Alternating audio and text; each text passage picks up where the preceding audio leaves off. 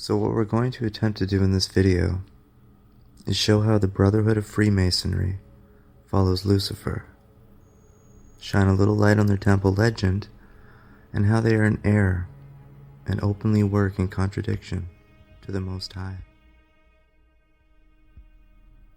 I've condensed the following from Lecture 7, Berlin, 2nd December 1904.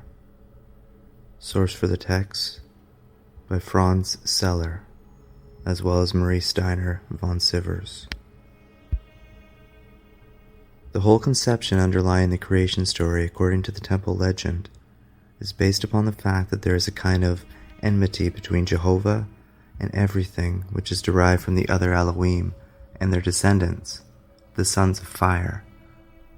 This being the designation of the descendants of Cain, according to the temple legend. One of the Elohim united himself with Eve, and out of this union of a divine creation spirit with Eve, Cain was born. Then another of the Elohim, Jehovah, or Adonai, created Adam. This Adam then united himself with Eve, and from this union Abel was born. Thus at the outset of human evolution, there are two starting points. Cain, the direct descendant of one of the Elohim with Eve, and Abel who, with the help of a divinely created human being, Adam, is the true representative of Jehovah. Jehovah creates enmity between Cain and his race, and Abel and his race. The outcome of this was that Cain slew Abel. That is the arch enmity which exists between those who receive their existence from the divine worlds and those who work out everything for themselves. Abel's sacrifice is pleasing to God, but Cain's is not. Thus we find two kinds of human beings characterized in Cain and Abel. The one consists of those who accept what God has prepared for them. The others, the free humanity, are those who till the soil and labor to win living products out of what is lifeless. Those who regard themselves as sons of Cain are they who understand the temple legend and wish to live by it. But remember in James 1:17, every good gift and every perfect gift is from above, and cometh down from the Father of lights, with whom is no variableness, neither shadow of turning. So in their own words, they follow the way of Cain, one who did not wish to obey the Most High and honor him as see fit. The first murderer, who with his blade marked his brother for death. The Most High marked him for a curse.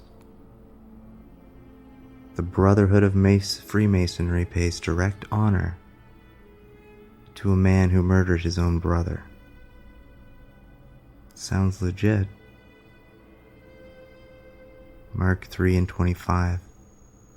And if a house be divided against itself, that house cannot stand.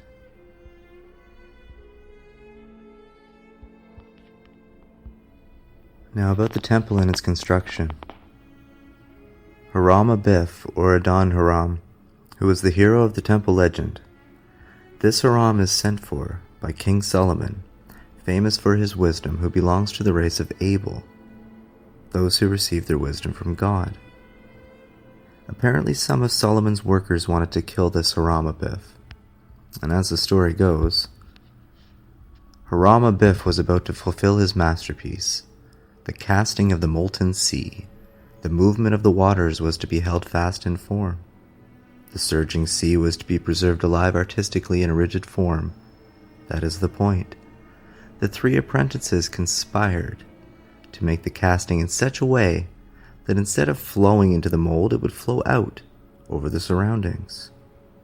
Haram tried to arrest the flow of the fiery mass by throwing water over it, but this caused the metal to spray up into the air and descend again with great force in a rain of fire.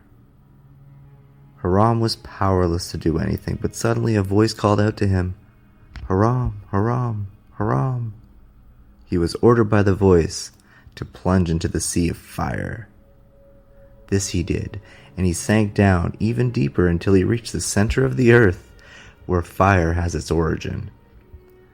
There he met two figures, his ancestor Tubal-Cain and Cain himself. Cain was irradiated with the brightness of Lucifer, the angel of light. So there's Lucifer. An angel, yes, of light, not so much. 2 Corinthians 11:14, and no marvel, for Satan himself is transformed into an angel of light.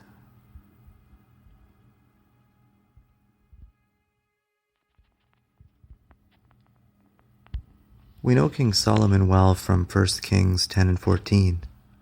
Now the weight of gold that came to Solomon in 1 year was 666 talents of gold. But if we look at the one who sent the building supplies, we can see there in fact was a Hiram in the Bible.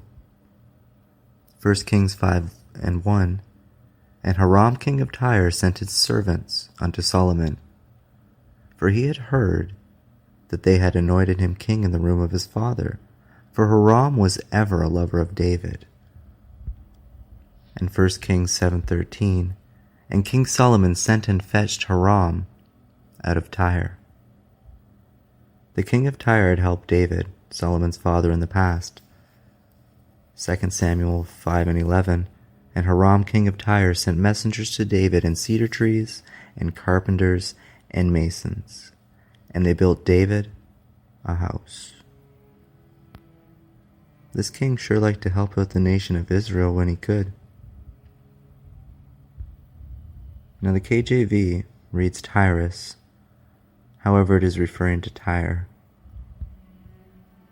In Ezekiel 28 and 2, Son of man, say unto the prince of Tyrus, Thus say the Lord God, because thine heart is lifted up, and thou hast said, I am God, I sit in the seat of God, in the midst of the sea. Yet thou art a man, and not God, though thou set thine heart as the heart of God.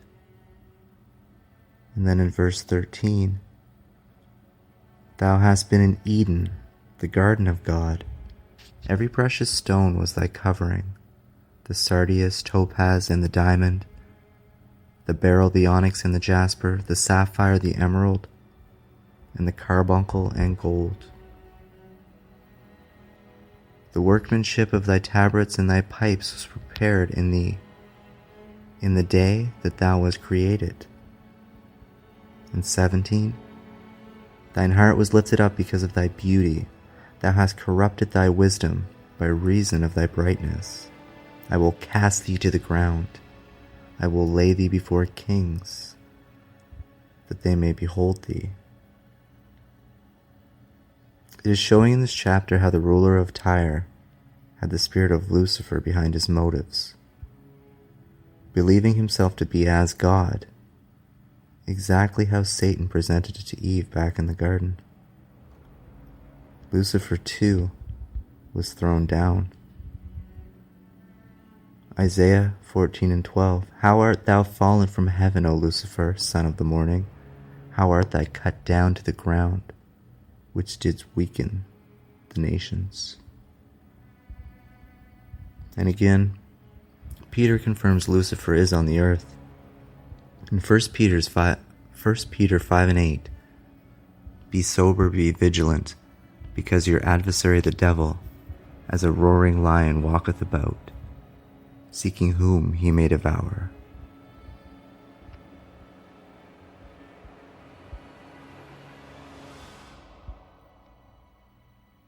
Now we know a worldwide organization has devoted not only all their time and resources to this fallen one, but also all of our time and energy to power their war machine.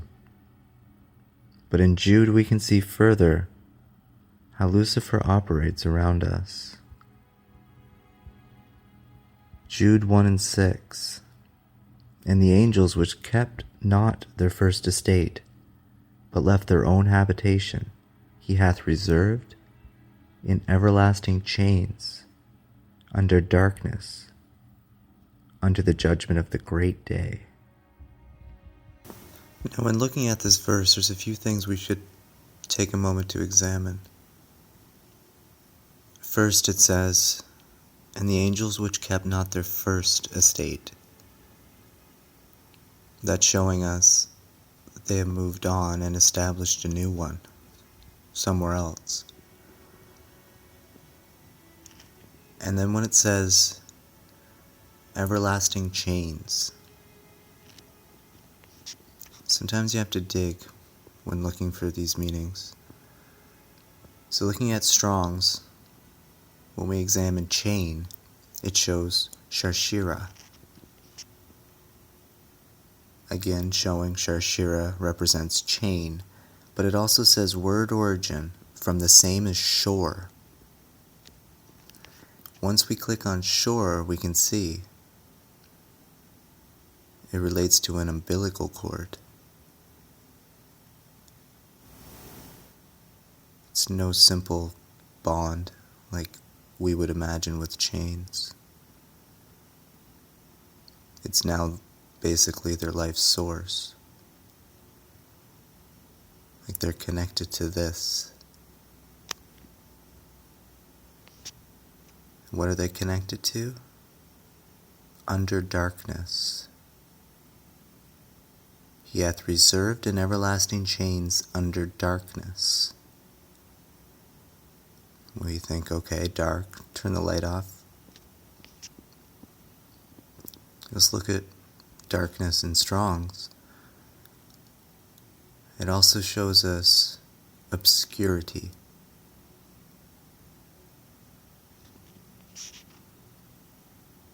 Secret places, hiding place, perplexity, confusion, obscurity.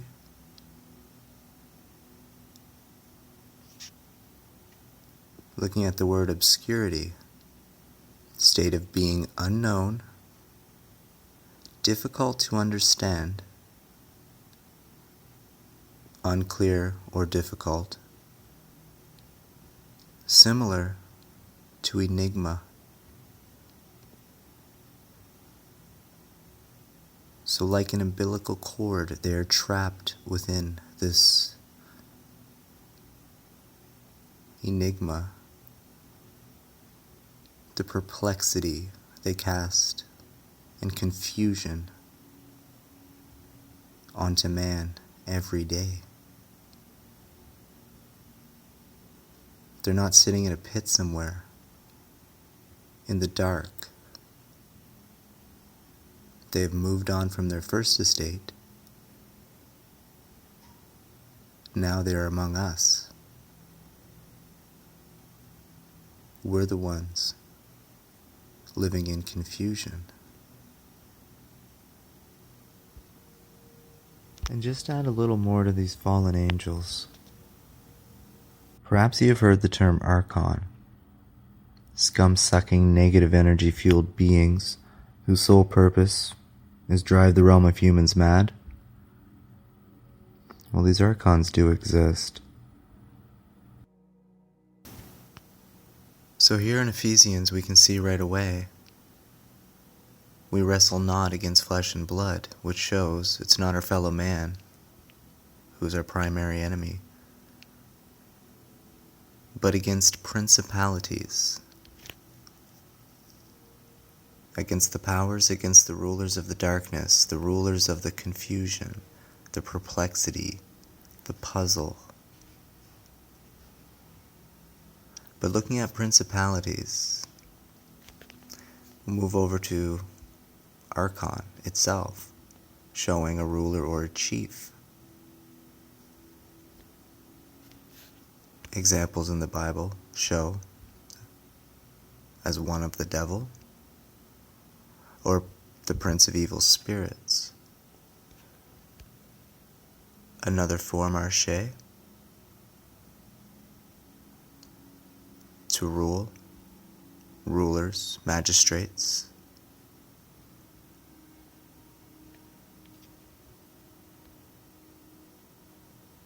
principalities, rulers, principalities. We wrestle not against flesh and blood, but against principalities, against powers, against the rulers of the darkness.